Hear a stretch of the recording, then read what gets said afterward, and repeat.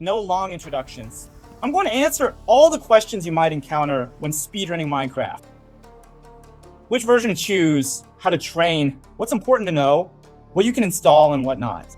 I gathered the information over several days from international sources, because Russian YouTube has practically no information on this. Subscribe to not miss the next video. Let's start with the setup. Only Minecraft version 1.16.1. Why?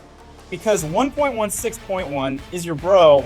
Anything higher is not for you. Also, in 1.16.1, the probability of a successful trade with piglins for pearls is twice as high. Regarding modifications, this section often changes, so keep an eye on updates on the Speedrun website. At the time of this video, you'll need the Speedrun IGT, in-game time, and Ninja BrainBot. These are your buddies for any speedrun. Speedrun IGT tracks the time, while Ninja BrainBot finds the Stronghold coordinates. For starters, this will suffice. We throw all this onto the Fabric version, but without using Fabric copies, which are banned. A full list of mods allowed in speedruns can be found in the description. Let's go. We launch the world. Oh wait, we don't launch it. There are numerous theories and mechanics you need to know rather than improvise during the game. Did you get good seed? How much would you need to gather? If you don't know the answer to this question, you need more practice. If you think I'll launch the world and just nonchalantly speedrun it, that's a misconception and you won't succeed. There are plenty of maps for practice like the Bastion blazes, but let's go in order. Don't forget to set up your keybinds. If you need an item in the last slot, you won't have to stretch across the keyboard to reach it. I don't know whose brilliant idea it was to set the letter Q to drop an item. I feel like if you've accidentally thrown away an item at least once. Now we're launching the world. A good seed is a village, especially if you're stuck in the year 2021. Now, even the top 200 players are utilizing ships and treasure hunts. Treasure, how do you find it without a map? Treasures only appear in beach biomes. Reduce the rendering distance, press Shift plus F3, and at the bottom right under the pie chart, you'll see options. You need to press the numbers next to game render level. Entities. This pie chart shows the number of entities in the area in front of you.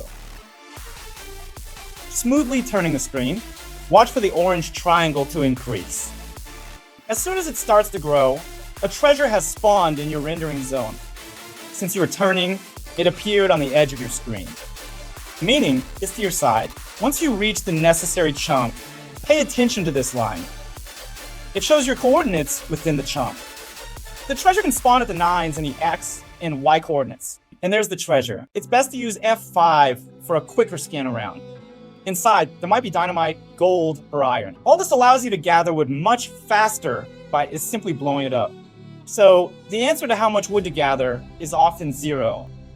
Everything depends on the situation. The next step is the portal. Close to the underwater treasure, there might be a ravine containing both water and lava, perfect for creating a portal. However, seeing a portal made 1,000 times and making one yourself are completely different things. On the same speedrunning website, there's portal practice. It allows you to practice creating portals under various conditions. And then you find yourself in the Nether and have no idea where to run. Two things are important to understand: structure map and F-tree, forwarding table. Note that structures cannot crack in the red zones, but they can the green areas.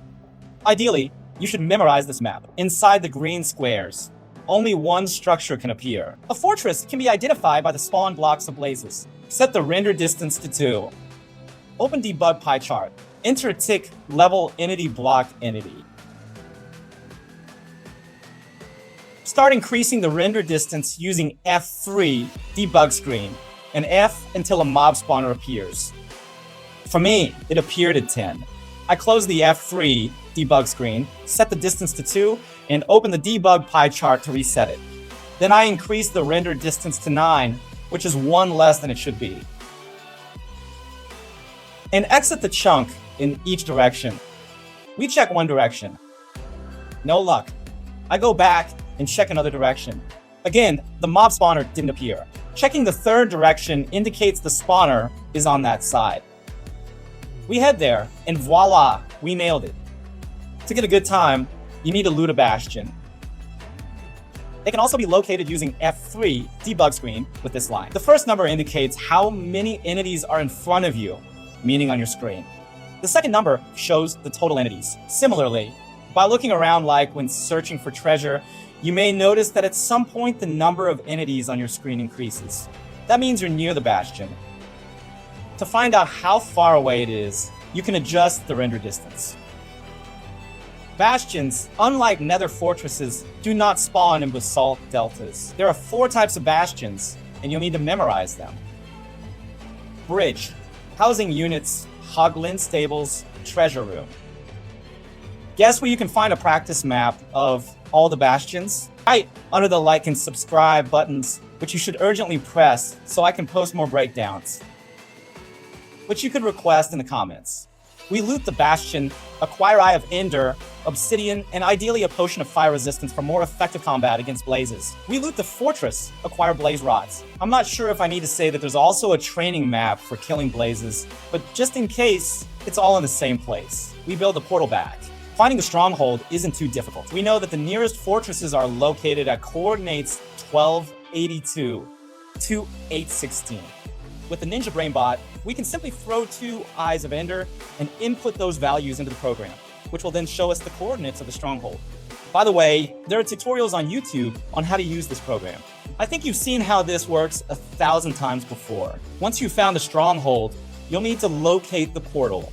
Sometimes this can be really challenging. I can't tell you the exact location, but here are a couple of tips that might make things easier for you.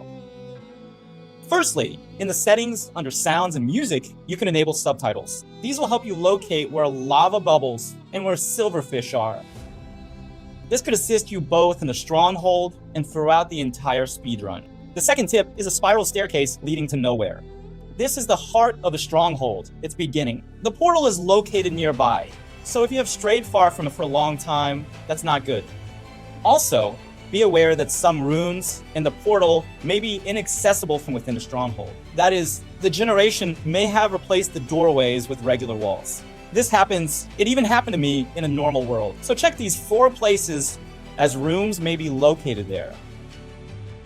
And the final step, you've reached the end and can confidently say, but I'll definitely kill the Ender Dragon with beds. What's so hard about that? Just set the bed and explode it. But in reality, the dragon has a hitbox. Most damage is dealt to the head. So if you open the hitboxes using F3 plus B, and you perfectly explode the beds right under the head, you will succeed. But you definitely need to practice, because it won't work out just like that. Trust me. Don't forget to make sure you have enough wood and wool to craft the beds. And there should also be bedrock, or at least crying obsidian to make a platform. This is the most crucial information to start a practice. But trust me, you need to know 1,000 times more because of speedrun. It's not that simple. Subscribe to not miss the upcoming videos. Bye.